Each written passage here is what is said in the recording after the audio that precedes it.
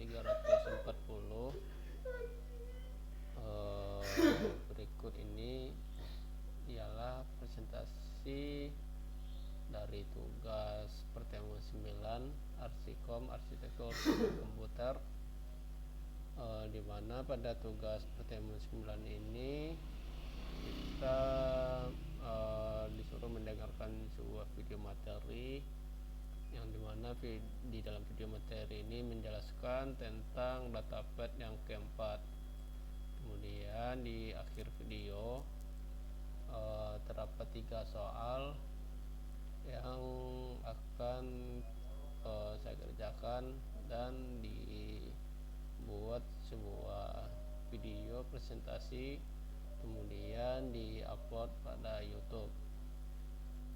Oke, di sini pada akhir video itu terdapat 3 soal, di mana 3 soal ini berisikan tentang datapad pada register.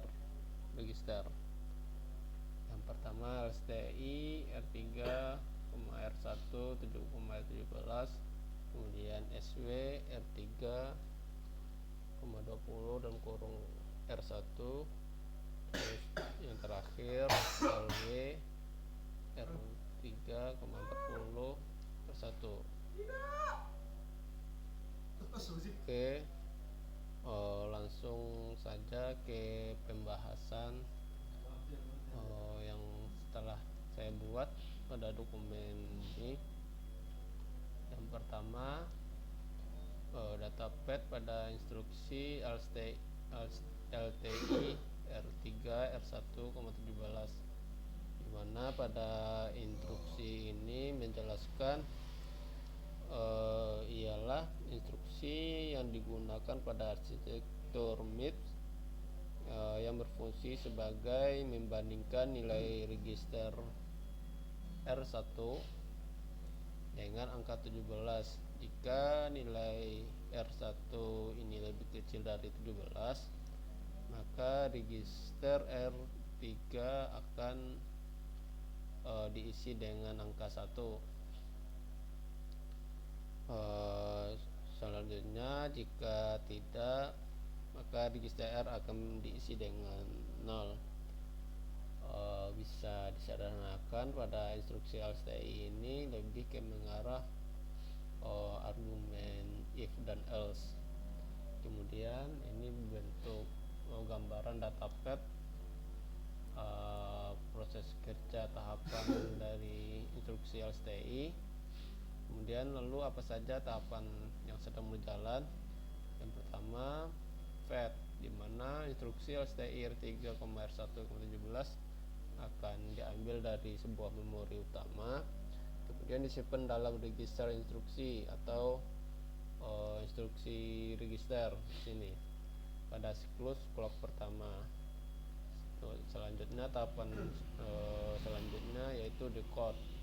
Pada siklus clock yang kedua ini, CPU akan membaca opkode atau kode operasi pada argumen-argumen dari register instruksi tersebut, sehingga untuk argumen pertama yaitu R1 akan dibaca sebagai register file atau register file flag, kemudian disimpan dalam register R1.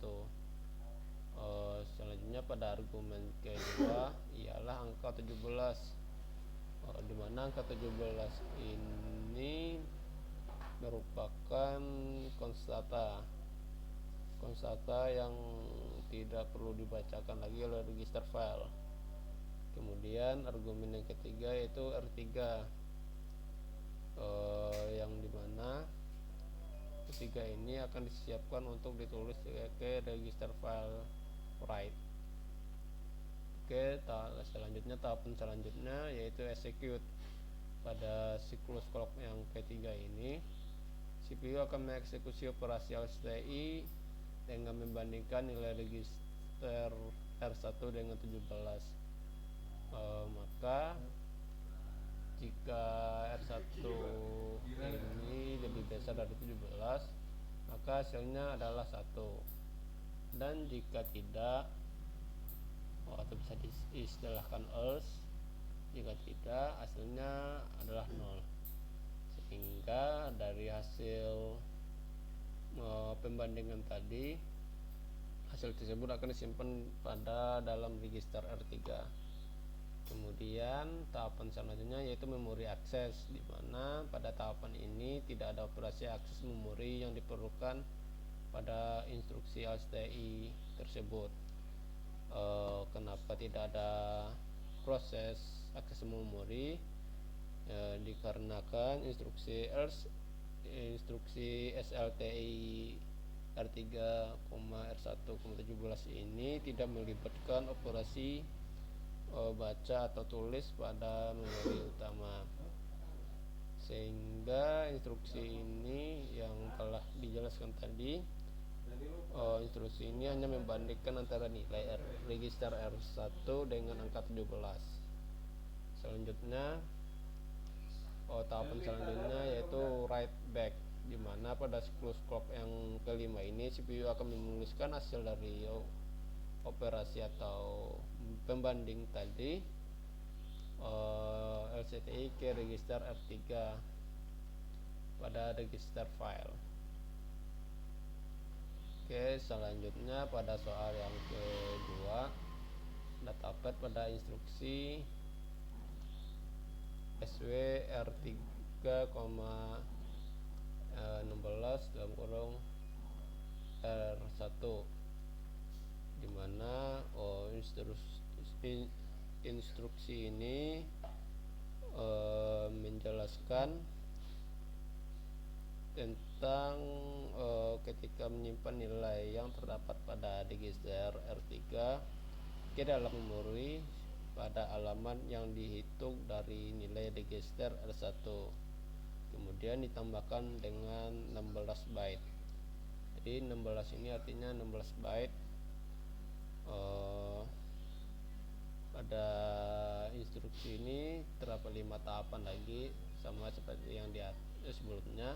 Yang pertama, fetch, di mana instruksi SWR3,16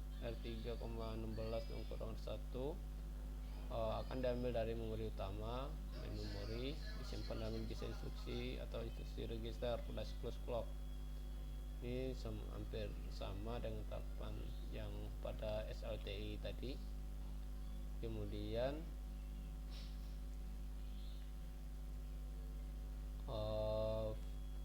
tahapan yang kedua yaitu decode. Pada siklus clock kedua ini CPU akan membaca opcode atau kode operasi dan argumen-argumen dari register instruksi, sehingga argumen pertama adalah R3 yang dibaca register file, kemudian argumen kedua alamat memori 16 satu yang akan dihitung dengan menambahkan nilai register R1 dengan 16. Kemudian execute. Pada tahapan execute ini CPU akan menuliskan nilai dari register R3 ke dalam alamat memori yang dihitung pada langkah sebelumnya di 16 R1, hingga nilai tersebut akan disimpan di dalam buffer write back.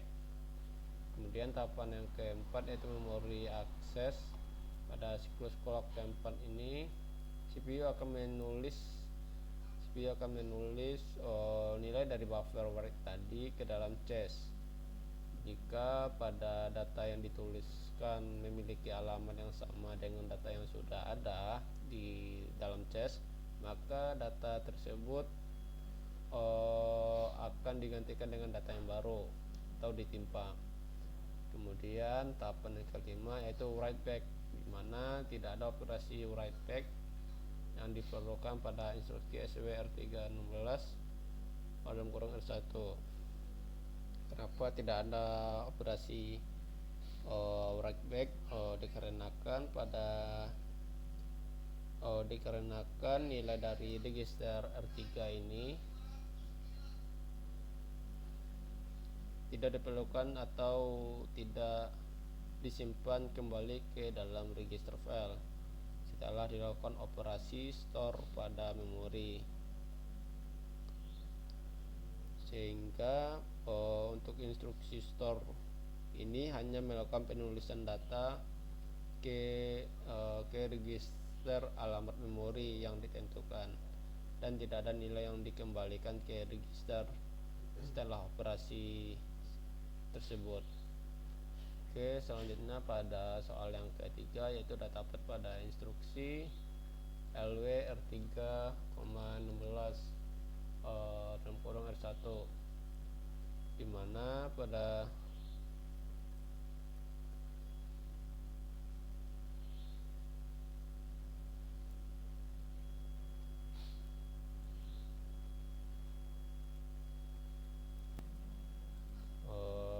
saya lanjutkan lagi tadi sedikit terpotong.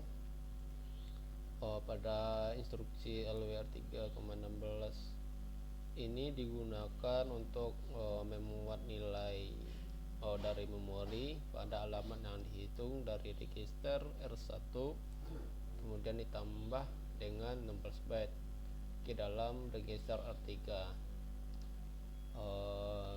Kemudian terdiri dari 5 tahapan yang sama. Yang pertama tahapan fetch, di mana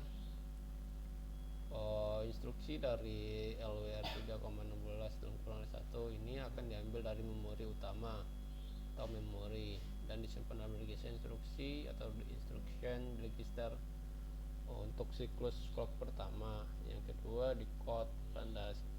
Pada decode ini CPU akan membacakan kode operasi argumen bisa dilihat ada beberapa argumen seperti R3 yaitu register tempat nilai dari memori yang akan disimpan. Kemudian yang kedua memori 16 R1 yang akan dihitung dengan menambahkan nilai R1 dengan 16 byte tadi. Selanjutnya CPU akan melakukan akses ke cache data untuk membaca data yang ada di dalam cache pada alamat memori yang ditunjukkan oleh alamat tersebut. Kemudian execute. Pada tahapan execute ini CPU akan menyalin nilai yang terbaca dari cache data ke dalam buffer write back. Kemudian pada tahapan memori ini CPU akan menyalin nilai yang terbaca dari cache data ke dalam buffer write back. Kemudian apakah jika data yang dibaca berasal dari cache miss, maka CPU akan membaca data tersebut dari memori utama dan meneruskan ke dalam cache date. Kemudian pada tahapan yang kelima write back, di mana nilai yang terdapat di dalam buffer write back ini akan dituliskan ke dalam register R3 pada register file. Oke, ini bentuk gambaran instruksi data pet di dalam instruksi LWR3,16.1 sama ini. Oke, sekian dari saya. Kurang lebihnya mohon maaf. Terima kasih. Assalamualaikum warahmatullahi wabarakatuh.